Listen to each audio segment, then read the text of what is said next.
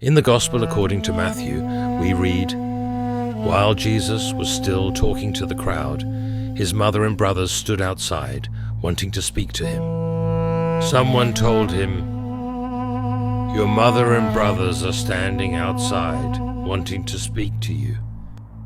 The same scene is also recounted by two other synoptic writers, Mark and Luke. Both use the term "his brothers." The second mention of the brothers of Christ is found only in Matthew and Mark. It occurred because of the great astonishment of the inhabitants of Nazareth at the wisdom of Christ, who was teaching them the Holy Scriptures in the synagogue. As a result, they began to say among themselves, "Where did this man get this wisdom and these miraculous powers?" they asked. "Isn't this the carpenter's son? Isn't his mother's name Mary? And aren't his brothers James, Joseph, Simon, and Judas? Aren't all his sisters with us?" This raises the question, did Jesus have brothers?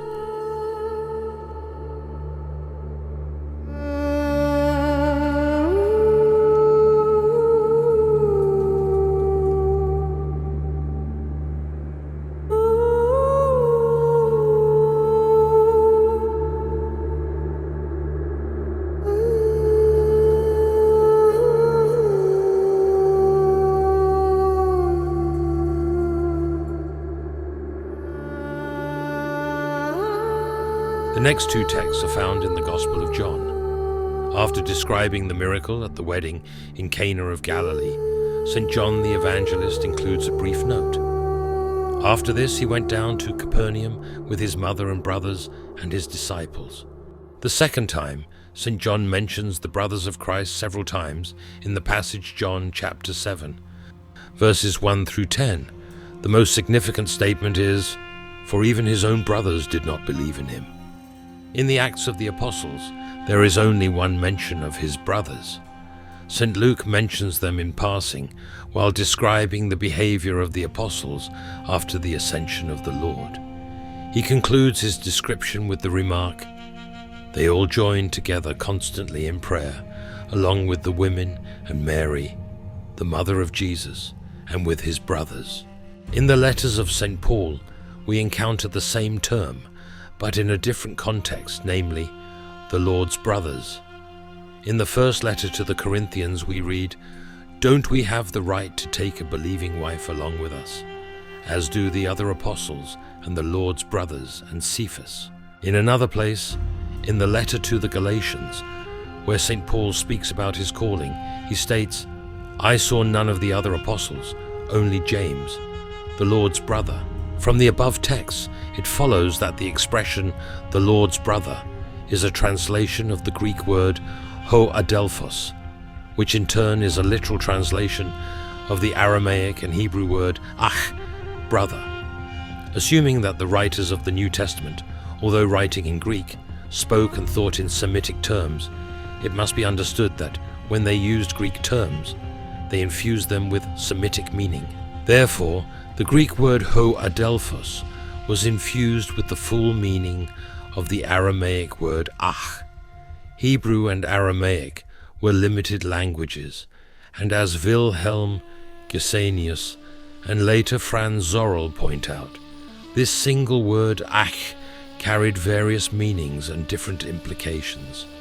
The word ach primarily meant, in its literal sense, a biological brother, but it also referred to any relative, such as a cousin, a nephew, or a kinsperson.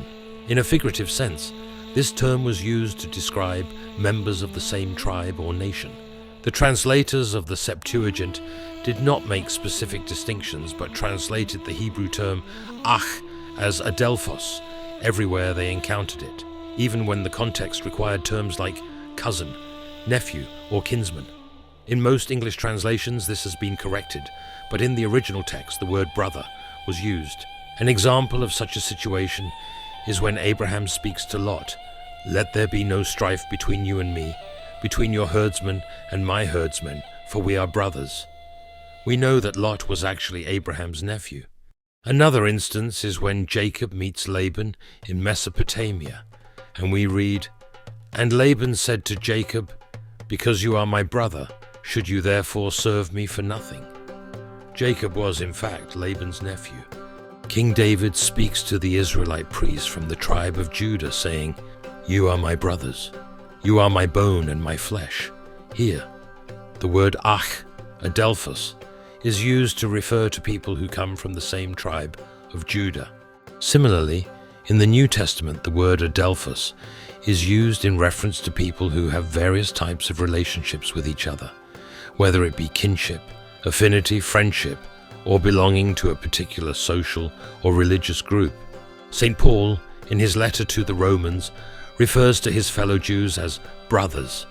He writes, "For I could wish that I myself were accursed and cut off from Christ for the sake of my brothers, my kinsmen, according to the flesh." The terms brothers frequently appear in the Acts of the Apostles and Paul's letters to denote Christians belonging to different church communities. From the above considerations, it is evident that the word brother appears in the scriptures with various meanings, ranging from its most literal sense, referring to a biological brother, to its most figurative sense, describing people belonging to the same tribe, generation, or nation. If we were to accept the most literal meaning of brother in our case, we would then face three possibilities. Option 1.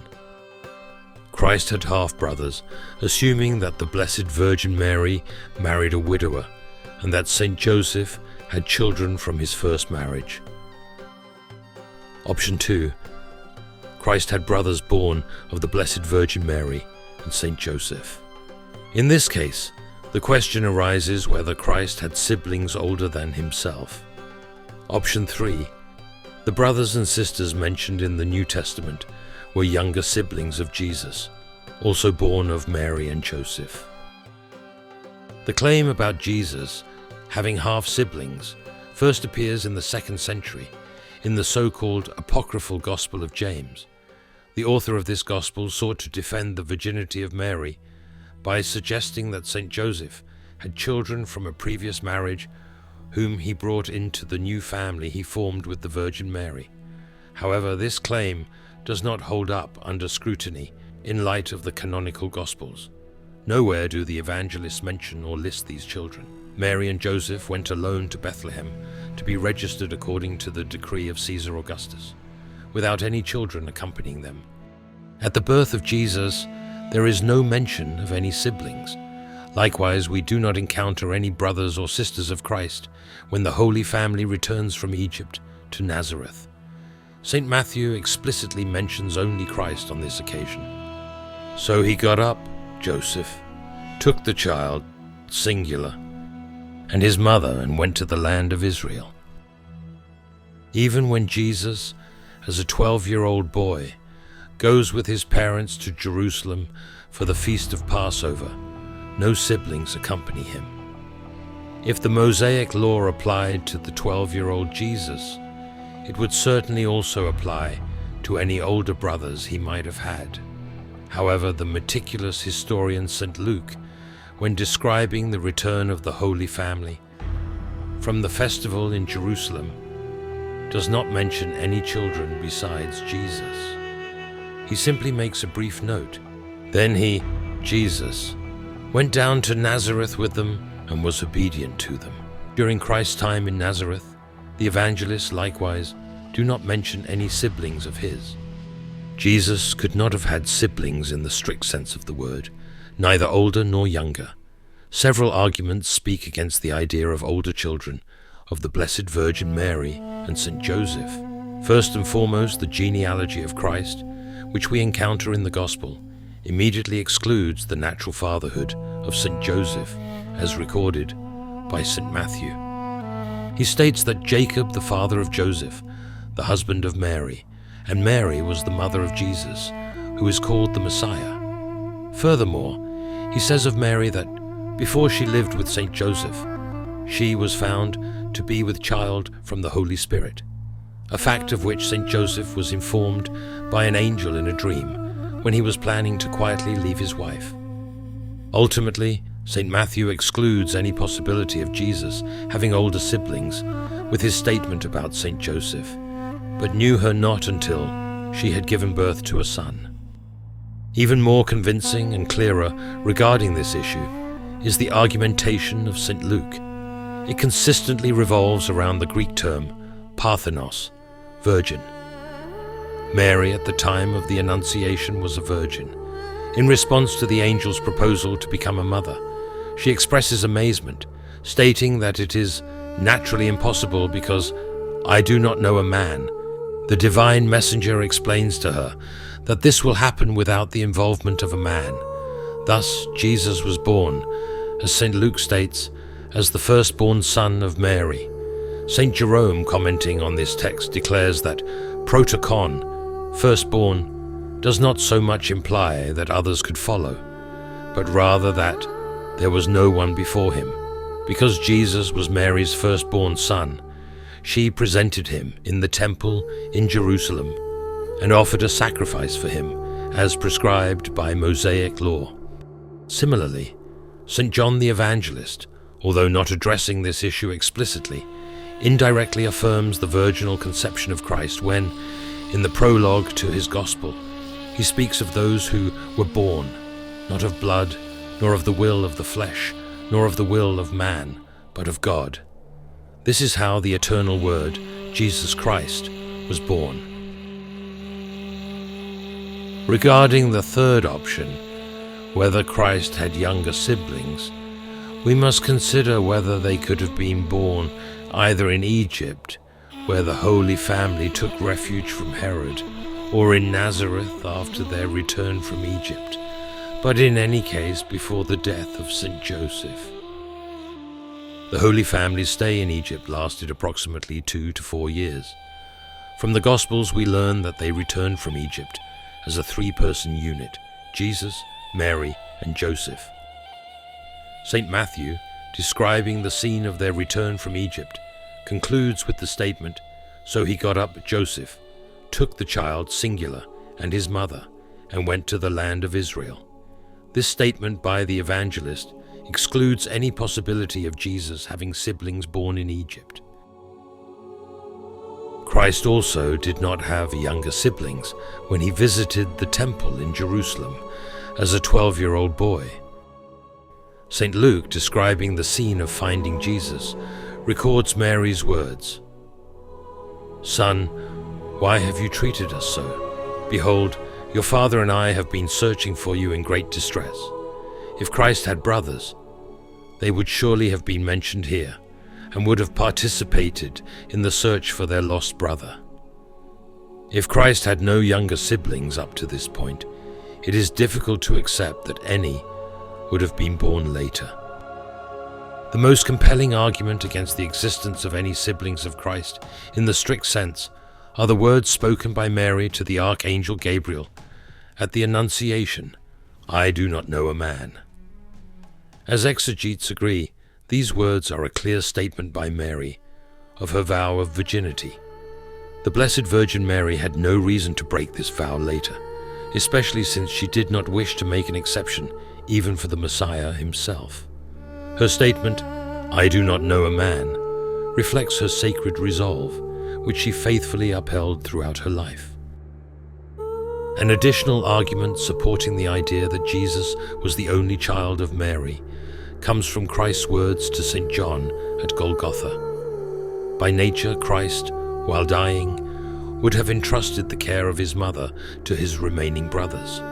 However, since he entrusted her to a disciple, it is evident that he had no brothers. Modernist scholar Alfred Loisy was correct when he considered the issue of Christ's brothers, and wrote in his commentary on the Synoptic Gospels, "Whenever the question of the brothers of Christ arises in the Gospels, they should never be considered as the sons of Mary.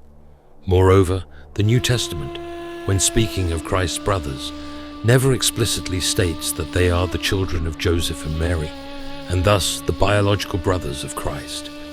So who should be understood as the brothers of Christ mentioned by the authors of the New Testament? It is a fact that these were some of Christ's relatives, likely the children of Cleopas and Mary, who were standing at the cross of Jesus. Regarding their relationship to Mary, scholars propose three possible scenarios. First, Mary of Cleopas was the biological sister of Mary, making her children first cousins of Jesus on the maternal side. Second, Cleopas was the biological brother of Joseph, making the brothers of Christ paternal cousins. Third, a dual kinship existed where Mary of Cleopas and Mary were sisters, and Cleopas and Joseph were brothers, thereby creating a close family tie on both sides. Father E. Weber, in his detailed study on this subject, concludes that the brothers of Christ were the sons of Cleopas, Joseph's biological brother, making them paternal cousins of Jesus. Regardless of which explanation is accepted, one thing is certain. Jesus was not only the primogenitus, the firstborn, but also the unigenitus, the only son of the Blessed Virgin Mary. What are your thoughts on this? Share them in the comments below the video. If you want to support the growth of the channel, click subscribe and give it a thumbs up.